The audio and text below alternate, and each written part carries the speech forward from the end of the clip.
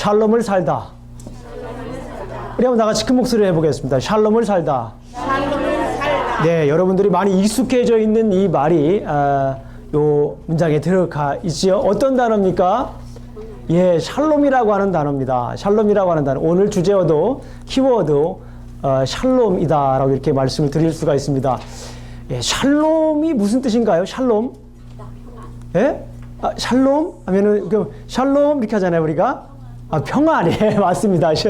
샬롬이라고 하는 말은 이 평안이다, 평강이다, 평화다 이런 얘기를 합니다. 그래서 샬롬, 그렇죠. 예, 그래서 우리가 이스라엘 백성들이 가장 많이 하는 말 중에 하나가 샬롬입니다. 샬롬. 예, 샬롬 만나면 샬롬, 만날 때도 샬롬. 또 그 다음에 헤어질 때도 뭡니까? 샬롬. 예. 그래서 앞으로 이렇게 샬롬을 많이 해야 됩니다. 진짜 마음이 평강해서 샬롬. 예건이도 왔는데 예건이 샬롬. 예. 김 목사님 수고 많으셨는데 샬롬. 네. 아유, 네. 오래간만에 목사님 저기 병실에 있으면서 샬롬 했죠. 네. 어쨌거나 이 샬롬이라고 하는 말이 평강, 평화 이렇게 계속 축복해주는 그런 말입니다. 그런데 이 말이 여러분들 살렘이라고 하는 말 좀 들어봤죠? 살렘, 예루살렘 할 때 살렘, 살렘이라고 하는 동사의 명사형입니다. 그래서 샬롬이라고 하는 것과 살렘이라고 하는 것이 이렇게 동떨어진 말이 아니라 매우 밀접한 관계입니다. 제가 오늘 이 관계를 가지고 조금 더 설명을 드릴 것입니다. 평안과 평화. 그리고 여러분들 한번 여쭤보겠습니다. 여러분들 한번 잘 대답해 보세요. 여러분들 평안하세요? 아멘. 한번 저 한번 보시고 한번 말씀해 나눠보세요. 네. 저를 눈을 마주쳐야 제가 진실함을, 진실성을 얘기해 드릴 수가 있어요. 잘 평안하십니까? 아멘. 아멘. 그래요. 평안하시길 주님의 이름으로 간절히 축원합니다. 오늘 본문에서 얘기하고자 하는 것이 뭐냐면 평안의 이유 혹은 평안의 비밀. 다시 말씀을 드리면 샬롬의 비밀, 샬롬의 이유에 대해서 오늘 본문은 설명하고 있다. 이런 생각을 합니다. 너무나도 여러분들 잘 아는 말씀이죠. 자, 오늘 본문을 이해하기 위해서 여러분들이 알아야 될 중요한 지명이 있습니다. 오늘 말씀을 묵상하면서 이 말씀을 우리 성도님들에게 어떻게 하면 가급적이면 쉽고 또 정확하게 말씀을 증거해 줄까 나름대로 고민을 많이 했어요. 그러면서 제가 내린 결론은 뭐냐면 오늘 본문에 있는 말씀을 묵상하고 또 연구하고 또 이렇게 볼 때에 지명으로 설명을 드리면 아주 쉽겠구나. 지명으로 설명을 드리면 메시지가 훨씬 더 잘 드러내겠구나라고 하는 그런 결론을 내렸습니다. 제가 여러 번 말씀드렸지만 성경에 기록되어 있는 이름과 지명은 여러분들이 예사로 보시면 안 됩니다. 성경에 나와 있는 이 지명과 성경에 나와 있는 인물들의 이름은 여러분들이 눈여겨보셔야 됩니다. 왜냐하면 그 안에 메시지가 담겨져 있기 때문에 그렇습니다. 자, 앞에 한번 보세요. 오늘 본문 말씀을 보게 되면 중요한 지명 3곳이 나옵니다. 혹은 나라죠. 자, 예루살렘 한번 따라해 보겠습니다. 예루살렘. 또 어디가 나오냐면 가운데에는 두로라고 하는 지역이 나옵니다. 두로라고 하는 건 나라입니다. 따라해보세요. 두로. 맨 마지막은 또 어느 지역이냐면 여러분들 성경을 잘 읽어오신 분들은 아시겠지만 따라해보세요. 르바임. 예. 익숙한 지명도 있고 익숙하지 않은 지명도 있을 거예요. 그래서 우리 한번 저하고 따라해 보겠습니다. 이 지명을 머릿속에 잘 이렇게 넣으시고 그림을 그리시면서 이제 하나하나 이제 성경의 하나님의 말씀을 그곳에 이렇게 넣는 거예요. 그곳에 이렇게 넣으면서 하나하나 우리가 이렇게 그림을 그리는 겁니다. 한번 보겠습니다. 예루살렘. 두로. 르바임. 너무 잘했습니다. 제가 미리 말씀을 드릴게요. 예루살렘이라고 하는 지명의 이름을 한번 여러분들이 많이 들어봤어요. 정말 많이 들어봤는데 아마 이 뜻은 여러분들이 아는 분들이 그렇게 많지는 않은 것 같아요. 아까도 좀 전에 말씀을 드렸지만 이 살렘이라고 하는 그 단어의 뜻은 평안 혹은 완전 혹은 온전 이런 뜻입니다. 그러니까 이것의 명사형의 이제 샬롬이 되는 거예요. 그러니까 먼저 예루살렘이라고 하는 말의 반은 이제 우리가 공부했습니다. 살렘이라고 하는 것은 평안이다, 평강이다. 이해가 되시죠? 그러면 예루는 뭡니까? 목사님 물으면 히브리 말에 이르라고 하는 말이 있어요. 이르라고 하는 말은 도시라고 하는 말이에요. 예루 비슷하죠? 그러니까 예루살렘이라고 하는 것은 뭐냐면 평강의 도시다 이렇게 뜻을 가지고 있어요. 따라해보세요. 평강의 도시, 평강의 도시, 평안의 도시, 평화의 도시. 평화의 도시. 예, 혹은 어떤 사람들은 이르라고 하는 말을 이제 터라고 파운데이션이라고 이렇게 번역을 하기도 합니다. 어쨌거나 평화의 도시, 어쨌거나 평화의 평강의 터 이런 의미를 가지고 있습니다. 두로 한번 따라해보겠습니다. 두로. 두로라고 하는 지역은 뭐냐면 이 반석이란 뜻입니다. 따라해보세요. 반석.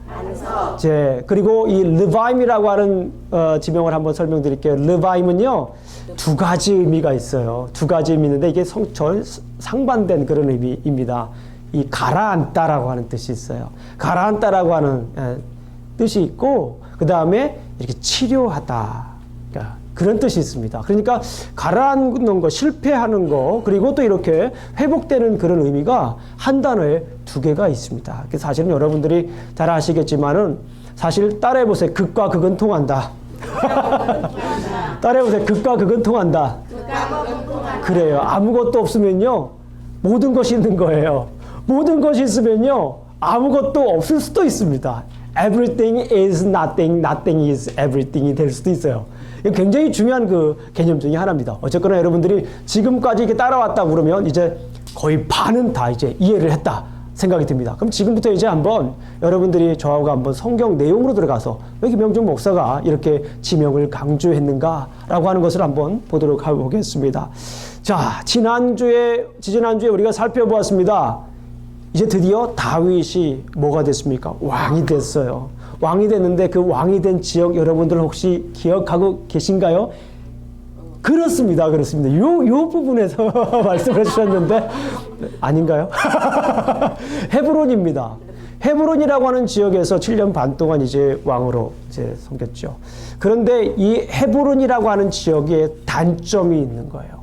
이 헤브론이라고 하는 지역에 단점이 있습니다. 우리 여러분들 잘 아시는 것처럼 수도가 되기 위한 그 조건이 제가 생각할 때는 두 가지가 있습니다. 수도가 되기 위해서는요, 지리적으로 어떻게 있어야 될까요? 위에 있어야 될까요? 남쪽에 있어야 될까요? 중간 정도에 있으면 좋을까요? 그렇죠. 중간 정도에 있어야 됩니다. 수도가 되기 위해서는 중앙에 있어야 됩니다. 또 한 가지 생각해 볼 때에 수도가 되기 위해서는요, 중립이 돼야 됩니다. 예를 들어서 정치적으로 색깔이 너무 짙어요. 그러니까 예를 들어서 남유다 색깔이 너무 짙거나 아니면 종교적으로 너무 짙은 색채를 가지고 있으면 많은 사람들을 포용하기가 너무 힘들어요. 그래서 수도가 될 때는 중앙과 중립이라고 하는 단어가 매우 중요하다라고 이렇게 말씀을 드릴 수가 있어요.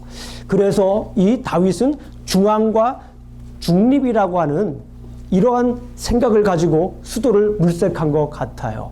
그런데 이 다윗 마음에 딱 드는 도시가 있었어요. 그 도시가 어떤 도시일까요? 헤브론에서 어디로 옮겨야 되죠? 예루살렘. 그렇죠.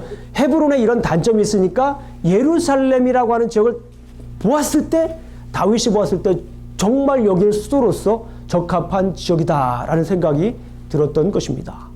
이 헤브론 지역에서 그래서 결국에는 예루살렘이라고 하는 그 도시로 이제 어떻게 했습니까? 옮겨야겠다는 생각을 하고 있었어요. 그런데 그 지역은 어떤 지역이었냐면 천연 요새였습니다. 뭐라고요? 천연 요새. 어디가 천연 요새였다고요? 예루살렘이라고 하는 지역은 천연 요새였습니다. 나중에 우리 성도님들 정말 저하고 한번 성지순례 했으면 좋겠어요. 한 5년, 지금 당장은 힘들고 한 5년 정도 지나고 나면 저하고 한번 성지순례를 한번 하면 좋겠습니다. 네, 그러면 성경이 입체적으로, 그리고 다 알지 못하더라도 성경을 읽다가 내가 가본 지역이면 훨씬 이해하는 각도가 커지겠죠. 여러분들 한번 저를 보세요. 예루살렘이라고 하는 지역은 제가 좀 전에 말씀드렸지만 천연 요새입니다. 왜 천연 요새냐고 하면 예루살렘이라고 하는 그 성이 있는 지역은 모리아산이 있는데요. 그 모리아산과 조금 이렇게 보게 되면은 그 동쪽으로 보게 되면 우리가 잘 아는 감난산이 있습니다. 감난산. 대략 해발 한 800m 정도 된다고 해요. 840 정도 된다고 그러는데 이 모리아산과 감난산 사이에 이렇게 는 뭐가 있을까요? 산과 산에는 뭐가 있을까요? 보통 골짜기가 좀 더 크면 그거를 계곡이라고 하죠. 큰 밸리가 있습니다.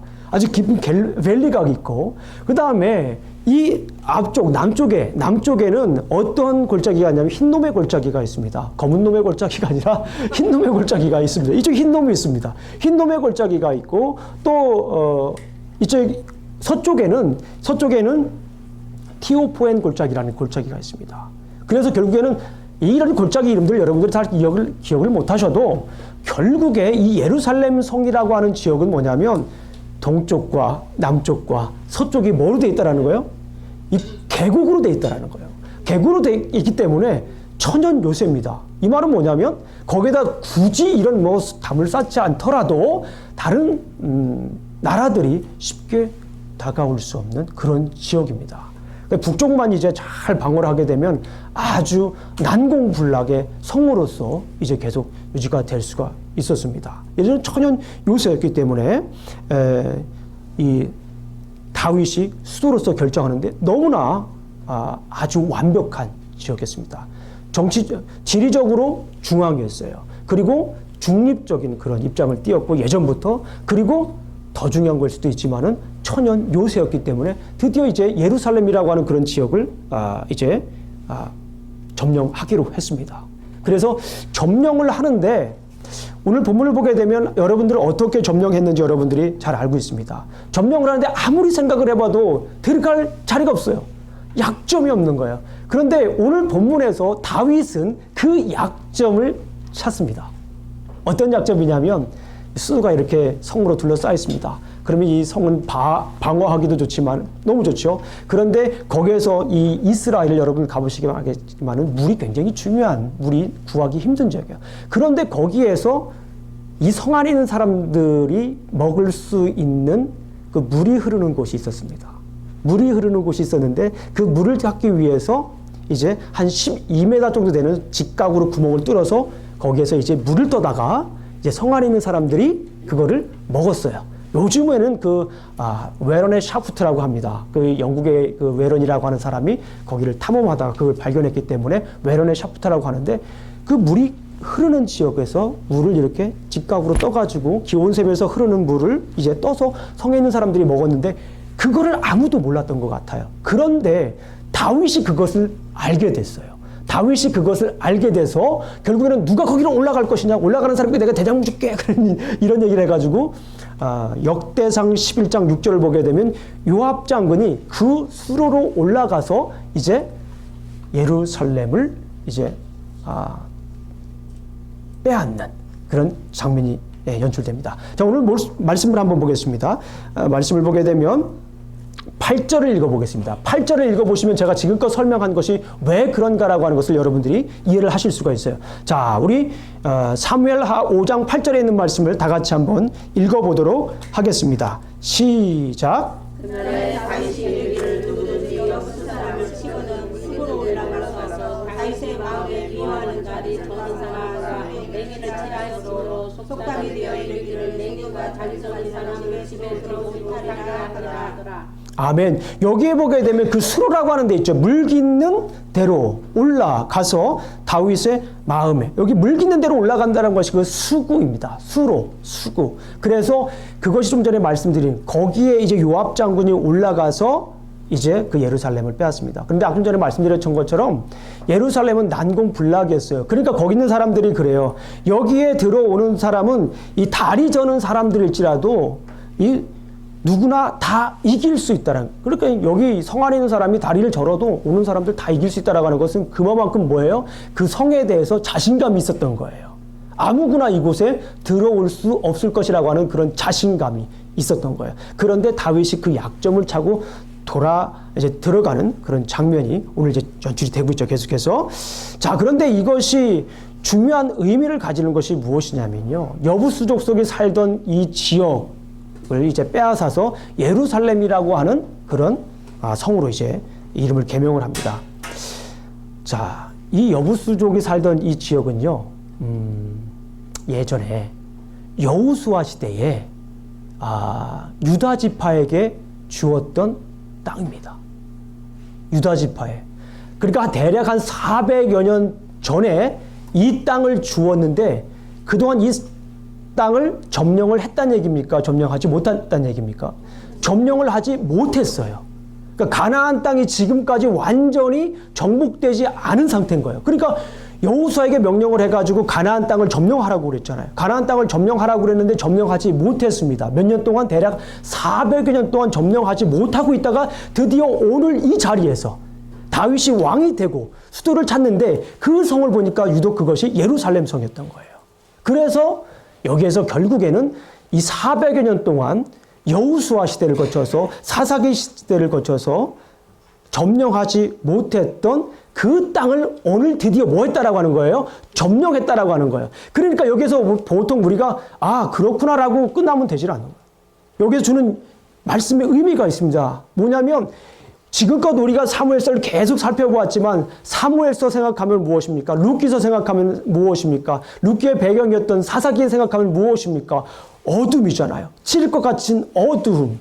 그리고 피비린내 나는 거였죠. 하나님 말씀을 듣지 않고 나락으로 치닫는 그런 모습들을 계속 우리가 살펴보았고 그거 여운이 사사기에 계속해서 드리워졌던 그 모습을 우리가 보았어요. 특별히 사울에게도 그 모습이 계속해서 이어졌던 것을 보는데 드디어 오늘 이 자리에서 다윗이 예루살렘을 이 여부스가 살고 있던 예루살렘을 빼앗았다라고 하는 것은 뭐냐면 드디어 이 하나님께서 명령한 그 명령을 오늘 온전히 다 이루었다라고 하는 것을 보여주고 있습니다. 그리고 앞으로 다윗의 삶이 그리고 앞으로 다윗의 왕국이 어떻게 돼야 될지도 오늘 본문에서 이야기하고 있습니다. 단적으로 아까 말씀드렸죠. 예루살렘이란 뜻이 무엇입니까?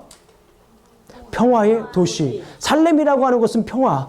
예루라고 하는 것은 히브리 이르에서 나온 도시라고 하는 뜻이에요. 그러니까 예루살렘 자체라고 하는 것은 뭐냐면 예루살렘이라고 이름을 지었다라고 하는 자체는 뭐냐면 앞으로 다윗의 왕국을 미리 보여주고 있다라고 볼 수 있어요. 무슨 왕국입니까? 샬롬 왕국이라고 하는 거예요. 앞으로 펼쳐질 다윗의 왕국이 샬롬 왕국이라고 하는 것을 이렇게 보여주고 있습니다. 자, 그런데 한 가지만 더 말씀을 드릴게요. 이 여부스라고 하는 이름의 뜻이 뭐냐면 불평이란 뜻입니다. 결국에는 그러니까 그동안에 불평이었던 이 장소가 뭐로 변한다라는 거예요? 평안이라고 하는, 평안, 샬롬, 그렇죠. 샬롬이라고 하는 그런 임플리케이션이 이 안에 암시가 이 안에 담겨져 있어요. 예루살렘이라고 하는 것. 그리고 여부스 족속이 살던 이 족속을 이제 다윗이 빼앗고 예루살렘으로 바꿨다라고 하는 이곳에 이제 앞으로 펼쳐질 다윗의 왕국에 보여지고 있다라고 하는 것이에요. 무슨 왕국입니까? 다시 한번 여쭤봅니다. 평화의 왕국입니다. 자, 그러면 10절 말씀을 보겠습니다. 어떻게 해서 이런 승리를 할 수 있었을까? 10절 한번 보겠습니다. 시작. 만군의 하나님 여호와께서 함께 계시니 다윗이 점점 강성하여 가니라. 네.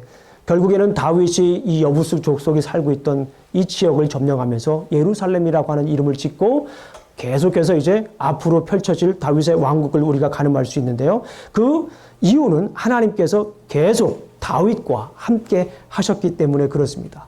자, 그렇다면 이제 다윗이 예루살렘 성을 점령했습니다. 여기서 끝나는 것이 아니에요. 앞으로 펼쳐질 다윗의 왕국을 지금 보여준다고 그랬죠. 하나님께서 그 성을 예루살렘이라고 이제 다윗이 정했고, 자, 하나님께서 함께 하셔서 그 성을 더욱더 강성하게 하고 더욱더 이제 말 그대로 샬롬의 왕국으로 만들어 가시는 거예요. 샬롬의 왕국으로 빚어 가시는 거예요. 자, 그 다음에 이제 어떻게 그 샬롬의 왕국이 더 확장되는지 그 다음에서 얘기를 합니다. 자, 제가 이미 말씀드렸죠. 자, 두로를 보겠습니다. 아까 두로는 무슨 뜻이라고 했습니까? 두로는 반석입니다. 반석. 그러니까 이제 그 샬롬의 왕국이 점점 어떻게 됩니까? 견고해진다라고 하는 것을 보여주는데요. 여러분들 이 두로라고 하는 나라는 역사상으로 볼 때에 아프리카에서부터 유럽까지 교역을 했던 나라입니다. 어디부터 어디까지요? 아프리카에서 유럽까지. 오래전부터요. 이미 그때부터. 솔로몬 때면 어땠습니까? 이 역사적으로 많은 고고학자들이 얘기하는데요. 이 다윗이 이 예루살렘 성을 빼앗은 그때가 기원전 1004년입니다. 어떤 학자는 1003년, 1, 2년 차이 나는 거 우리가 그냥 끄덕끄덕 할 수 있잖아요. 1004년 정도, 기원전 1004년입니다. 그러니까 지금부터 몇 년 정도 됐을까요? 한 3000년 전. 3000년 전인데 그때부터 이미 유럽과 아프리카를 오가는 그런 상인들이 있었다라는 거예요. 근데 그 상업을 주도했던 사람이 두로 백성입니다. 근데 여기서 중요한 것이 이 두로 백성이 상업을 했다라고 하는 것이 중요한 것이 아니라 이 두로 백성이 다윗이 그 여부스 쪽에 살고 있던 성, 다시 말씀드리면 예루살렘 다윗성을 빼앗았다라고 하는 소식을 듣고 어떻게 했죠? 예? 한번 읽어보겠습니다. 자, 11절 말씀을 읽어보겠습니다. 11절 말씀 다 같이 한번 읽어봅니다. 시작. 두로왕 이삭이 다윗에게 사절과 백경과 복과 속수를 보내매 그들이 다 다윗에게 집을 지으니. 아멘. 여기 보니까 이 두로 사람들이 누구에게 무엇을 지어줍니까? 다윗에게 집을 지어주는 모습을, 팰리스, 그죠? 집을 지어주는 그 모습을 보게 됩니다. 여러분들, 이렇게 정치적으로 가장 예민한 사람이 어떤 사람일까요? 정치적으로 어떤 나라가 강하고 어떤 나라가 약한지, 어떤 나라가 앞으로 이렇게 흥할 것인지, 어떤 나라가 앞으로 이렇게 망할 것인지를, 흥망성쇠를 예측할 수 있는 나라가 어떤 민족일까요? 여기 보니까 이렇게 교역하는 나라들, 여러 나라들 이렇게 다니는 그런 나라들은 그곳에 매우 민감할 수밖에 없어요. 결국에는 나라가 부강한 나라와 교역을 해야 많은 이익을 낼 수밖에 없잖아요. 망하는 나라하고 교역을 하겠습니까? 절대 그러진 않죠. 여기에서 이제 이 두로 사람들이 다윗의 집을 지어 주었다라고 하는 것을 보게 되면 다윗이 당시에 얼마나 강했는지를 다시 말씀드리면 태평성대를 누릴 수 있는 무궁한 그런 가능성을 가지고 있는지 이 두로 사람들이 알고 있었다라는 거예요. 이것이 매우 중요한 거예요. 오늘 본문을 읽을 때 그냥 읽는 것이 아니라 이런 관점에서 계속 보셔야 됩니다. 여러분들이. 어느 나라였다고요? 두로나였습니다. 두로가 다윗의 외교적 안정과 이스라엘의 번영을 단적으로 보여주고 있는 것을 알 수가 있습니다. 그런데 여기에서도 중요한 것은 뭐냐면 이 또한 누구의 인도하심입니까? 12절을 한번 읽어보겠습니다. 12절 읽어보겠습니다. 시작. 다윗이 여호와께서 자기를 세우사 이스라엘 왕으로 삼으신 것과 그의 백성 이스라엘을 위하여 그 나라를 높이신 것을 알았더라. 하나님, 누가 그 나라를 높인 걸 알았습니까? 다윗이 알았는데 누가 높이셨습니까? 하나님께서 높이셨다라고 하는 것을 오늘 알 수가 있습니다. 자, 그리고 이렇게 다윗이 예루살렘을 멸망시킨 다음에 국외적으로 인정을 받습니다. 국외적으로 그 명성이 번성했는데 그 밑에 보게 되면 국내적으로 또 이렇게 안정된 모습을 보여줍니다. 그것이 무엇입니까? 13절부터 16절까지를 보게 되면 다윗의 아들들과 딸들이 나와 있어요. 이 다윗의 아들들과 딸들을 이렇게 보여준 이유가 저는 이거라고 생각을 하는 거예요. 두루라고 하는 나라는 뭐예요? 국외적으로 이제 번성했다라고 하는 거예요.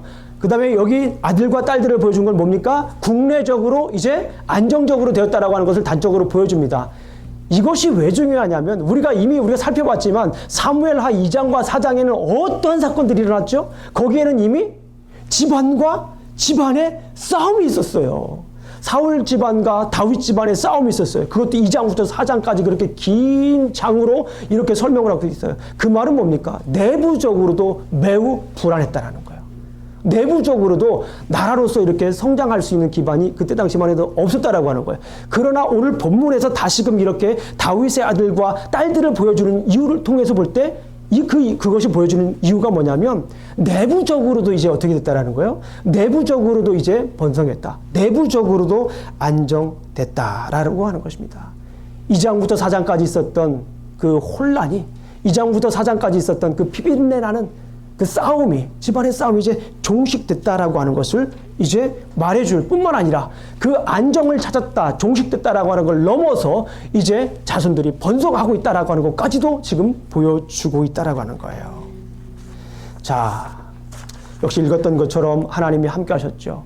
자, 그 다음에 마지막으로 중요한 지명이 하나 남았습니다. 이 지명은 무엇입니까? 르바임. 따라해보세요. 르바임. 이 르바임이라고 하는 지역은 어떤 지역이냐면 이제 드디어 다윗이 국외적으로 인정을 받으면서 이제 점차적으로 이제 어떻게 강성해지는가를 또 하나 보여주는 장면입니다. 지역입니다. 당대에 있어서 가장 큰 힘을 가지고 있던 나라가 어디였을까요? 블레셋이라고 하는 지역이었어요. 블레셋. 그러니까 다윗이 이 블레셋이라고 하는 나라에 뭐였어요? 분봉왕이었어요. 그 전에. 그래 잠깐 거기 분봉왕이었었잖아요. 그런데 이 블레셋이 볼 때에 다윗이 왕이 된 거예요. 깜짝 놀랐습니다. 그래서 아마도 그런 생각을 한 것 같아요. 우리가 이제 싹이 나기 전에 뭐 하자? 예, 그런 생각을 좀 한 것 같습니다. 이제 정권 초기에 자리를 잡기 전에 완전히 뭐 하자? 싹을 이렇게 자르자라고 하는 생각을 했던 것 같습니다. 그래서 블레셋이 먼저 이 이스라엘을 어떻게 할까요? 침공을 합니다. 그 지역이 르바임이라고 하는 지역입니다. 자, 한번 우리 5장 18절에 있는 말씀을 보겠습니다. 18절에 있는 말씀, 17절, 18절 한번 보겠습니다. 17절, 18절. 5장 17절, 18절 말씀을 함께 보도록 하겠습니다. 시작. 이스라엘이 다윗에게 기름을 부어 이스라엘 왕으로 삼았다 함을 블레셋 사람들이 듣고 블레셋 사람들이 다윗을 찾으러 다 올라오매 다윗이 듣고 요새로 나아가니라. 블레셋 사람이 이미 이르러 르바임 골짜기에 가득한지라.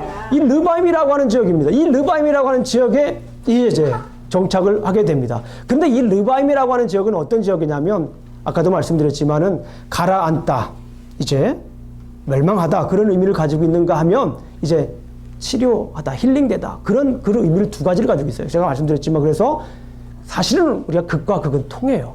극과 극은 통합니다. 왜 그러냐면 말씀을 들으면 여러분들이 이해를 하실 겁니다. 이제 다윗이 이 전쟁에서 어떻게 할까요? 결론적으로 이 블레셋이라고 하는 지역을 이기게 됩니다. 이 르바임이라고 하는 지역에서 이기게 돼요. 그러니까 블레셋은 어떻게 됩니까? 이제 가라앉는 거예요. 예, thinking down 하는 겁니다. thinking down, 가라앉는 거예요. 그런데 그럼 누가 올라가는 겁니까? 치료되는 겁니까? 예? 이스라엘이 올라가는 거예요. 그래서 이 지역이 르바임이라고 하는 지역이 가라앉다라고 하는 의미가 있을 뿐만 아니라 다시 이렇게 치료된다라고 하는 의미를 가지고 있어요. 그래서 결국에는 회복의 의미를 가지고 있다. 그런데 중요한 것은 뭐냐면 이 도시는 예전에 사울이 잃어버렸던 도시입니다. 사울이 잃어버렸던 도시를 이제 르바임이라고 하는 지역에서 이 다윗은 다시 이 지역에서 회복하는 모습을 볼 수가 있어요. 잃어버린 도시를 다시 여기서 회복하게 됩니다. 그런데 이 전투에서도 또 하나 빼놓지 않고 집중적으로 얘기하는 것이 있습니다. 어떤 것일까요? 어떻게 해서 이 전쟁에서 이길 수 있었을까? 자, 19절을 한번 보겠습니다. 15장 19절 말씀을 우리가 함께 읽어보겠습니다. 자, 15장 19절. 자, 시작. 다윗이 여호와께 여쭈어 이르되 내가 블레셋 사람에게로 올라가리까 여호와께서 그들을 내 손에 넘기셨나이까 하니 여호와께서 다윗에게 말씀하시되 올라가라. 내가 반드시 블레셋 사람을 내 손에 넘기리라 하신지라. 아멘. 그대로 따라서 합니다. 자, 그런데 이 사람들이 하나님께서 이 이스라엘 백성들을 통해서 이 블레셋 사람들을 치는데 어떻게 치냐면 그 말씀대로 따라 살았을 때에 20절 말씀을 제가 읽어드릴게요. 어떤 결과가 나나. 다윗이 바알브라심에 이르러 거기서 그들을 치고 다윗이 말하되 여호와께서 물을 흩음같이 내 앞에서 내 대적들을 흩으셨다 하므로 그곳 이름을 바알브라심이라 부르니라. 그게 무슨 말이냐면 여기에서 물을 흩으심 같이 했다라는 것이 무엇이냐면 여러분들 홍수 나는 거 보셨어요? 홍수 나가지고 그냥 물이 그냥 싹 훑어가는 걸 여러분 한번 보신 적 있어요? 정말 무서워요. 저는 경험해 본 적이 있습니다. 제가 어렸을 때에 고등학교 때인 것 같아요. 공부하다가 이제 잠깐 시골집에 와 있는데 아침에 방송을 합니다. 여러분들 대피하십시오 그러는 거예요. 이게 무슨 소린가? 그랬더니 저 위쪽에 있던 댐이 터졌대요. 그래가지고 빨리 대피하라는 거예요. 그래 본 적이 없어요. 그래가지고 이 아침을 먹고 있다 비는 막 내리고 대피를 해야 될까 말아야 될까. 그런데 대피를 하라고 그러니까 대피를 했어요. 높은 곳으로 학교를 했는데 불과 얼마 만에 그 넓은 평야 지역에 물이 꽉 차더라고요. 정말 무섭더라고요. 예. 그리고 저 밑에 우리 이경애 성도님 사시는 그때 세도 지역에서 막 물이 터져가지고 예, 거기 터지는 바람에 우리 동네 물이 빠져버리는 그 역사가 일어났습니다. 물이 이렇게 차고 온다라고 하는 것이 정말 우리가 생각하는 것 이상으로 무서워요. 순식간에 차고 들어옵니다. 그런데 오늘 본문에 보니까 저는 이해가 돼요. 완전히 그 블레셋 사람들, 이 물이, 홍수가 이렇게 흘러가듯이, 쓸어간다는 그런 표현입니다. 얼마나 무서운 표현입니까? 그리고 이스라엘을 하나님이 얼마나 단적으로 사랑하시는 모습인지를 여러분들이 알 수가 있습니다. 자, 정말 이렇게 하나님께서 이스라엘 백성들을 이렇게 르바임이라고 하는 지역을 통해서 다시 회복시켜주는 그런 모습들을 우리가 이렇게 볼 수가 있습니다. 결국은 무엇입니까? 하나님 말씀을 따라 살았을 때에 하나님께서 그 지역을 회복시켜주는, 이스라엘 백성들을 회복시켜주는 모습을 우리가 볼 수가 있습니다. 오늘 본문을 이렇게 묵상해 볼 때 중요한 것은 지명이었습니다. 따라해보세요. 예루살렘, 두로, 그 다음에 르바임. 이 지역, 예루살렘이라고 하는 것은 평화의 도시, 두로라고 하는 것은 반석, 그 다음에 르바임이라고 하는 것은 think down과 또 무엇입니까? 회복, 치료. 이 두 가지가 다 있는 거예요. 그러니까 결국에는 이 지역을 통해서 하나님께서는 당신의 메시지를 보여주고 있다. 저는 그렇게 생각을 했습니다. 자, 그래서 정리를 해봤습니다. 다윗은 하나님의 말씀대로 예루살렘과 르바임을 점령하여 점점 강해졌고 평안을 누렸다라고 저는 이렇게 정리를 했습니다. 자, 그래서 오늘 드려드리는 메시지는 이것입니다. 하나님의 말씀을 따르는 것이 평안의 길이다. 아멘. 한번 따라해 보겠습니다. 하나님의 말씀을 따르는 것이 평안의 길이다. 평안의 삶의 길이다. 네. 지금처럼 살펴본 것처럼 오늘 본문은 평안에 이르는 길을 제시합니다. 그것이 무엇입니까? 하나님의 말씀을 지키는 것입니다. 자, 그리고 점점 하나님의 말씀을 지킬 때 우리는 강성해질 수가 있습니다. 여러분들 성경 가운데에 평안이라고 하는 이름을 가지고 있는 사람이 몇 명이나 될 것 같습니까? 오늘 본문과 관련돼서 평안.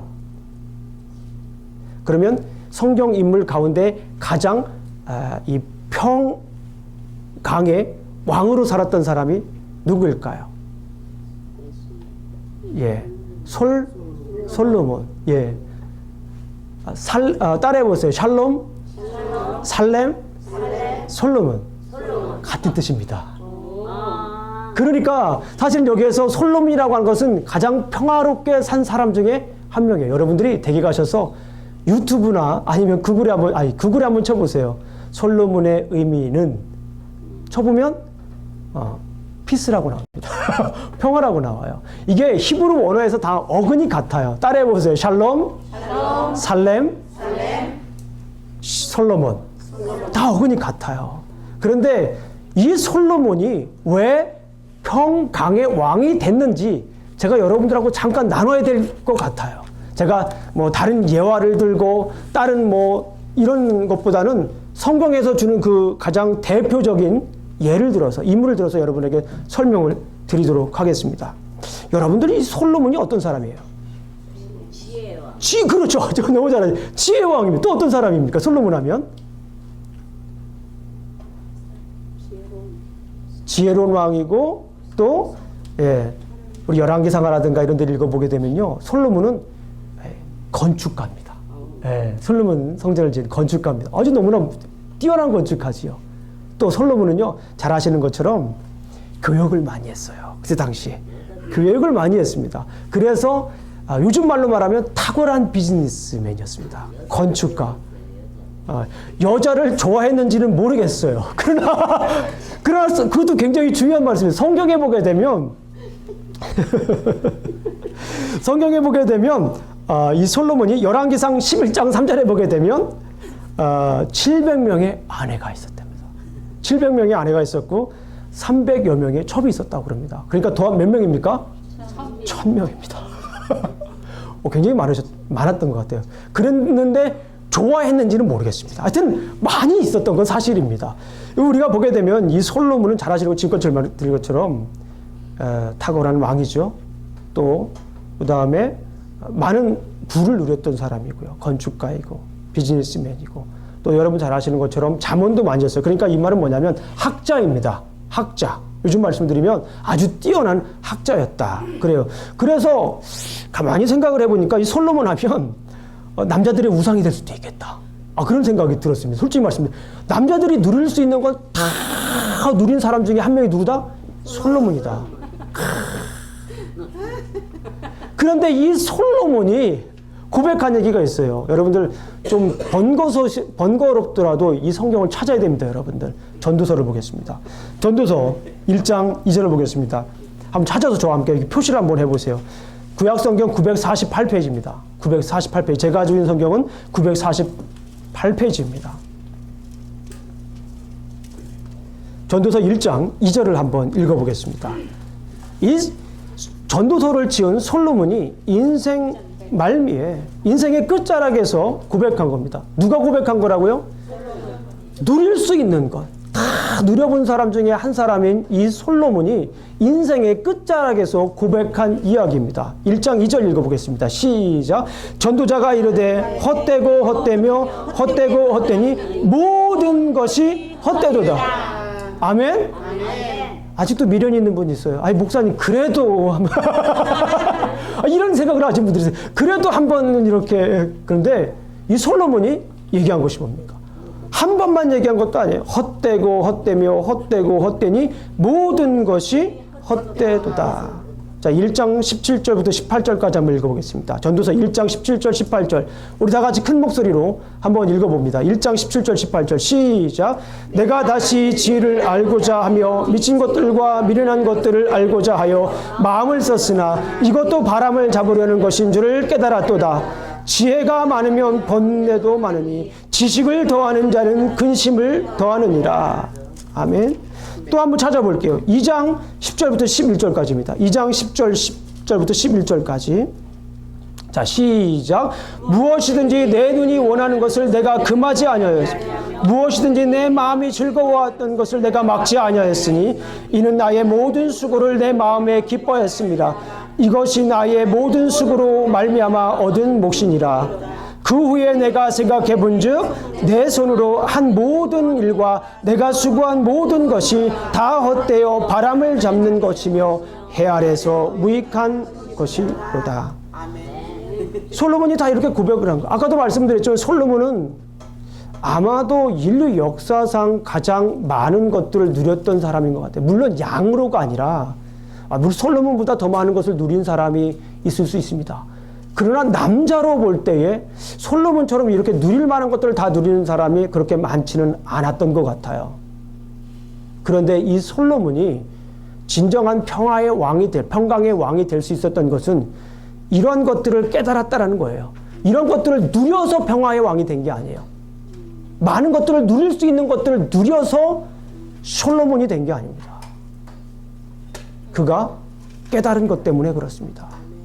그가 최종적으로 깨달은 것이 무엇입니까? 좀 계속 읽어봐야 되지만 이 전도서의 부분은 삶이 과연 살만한가, 죽음이 확실한가 이런 것들을 하나하나 따져봅니다. 따져보고 결국에는 이 결론적인 말을 하죠.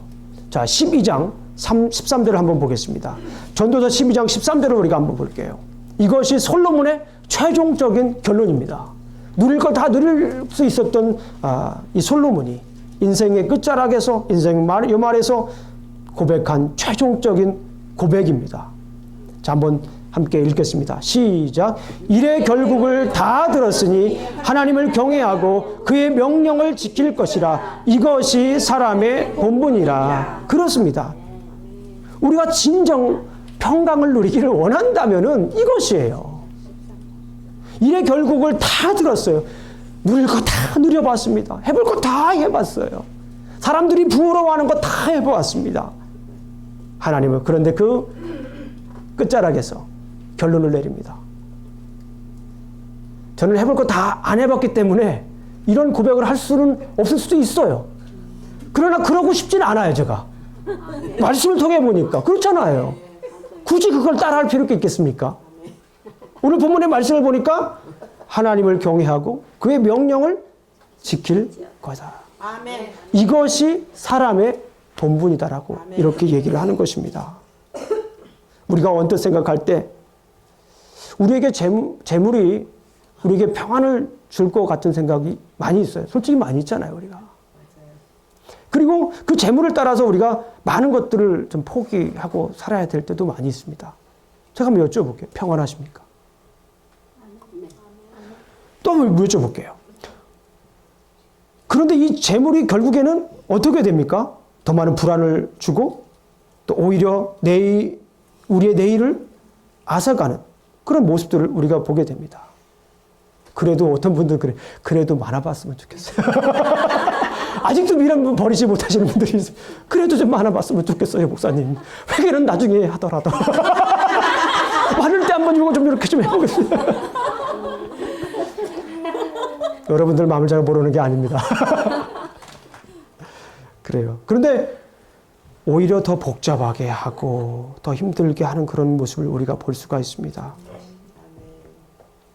어떤 분들은 명예가 평안을 준다고 생각을 합니다. 그래서 그 명예를 얻기 위해 살아갑니다. 그러나 그 명예를 얻었을 때는 그것은 오히려 그 사람의 명예가 되는 것이 아니라 뭐가 됩니까? 예. 명예라고 했으니까 명예와 비슷한 말을 저는 찾았습니다. 멍예. 멍해가 된다는 것이 생각이 듭니다. 명예는 또 다른 멍해가 될 가능성이 큽니다.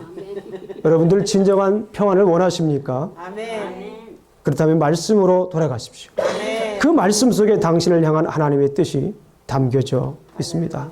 아멘. 우리 주님께로 돌아가십시오. 아멘. 그분의 품에 안기십시오. 아멘. 따라해 보겠습니다.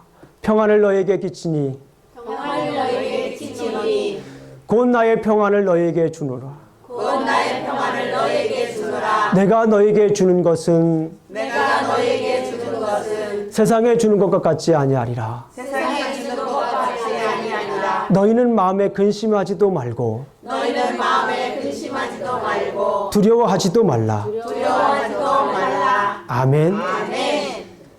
우리 주님이 주시는 것은 세상이 주는 것과 같지 않다라고 말씀을 하십니다.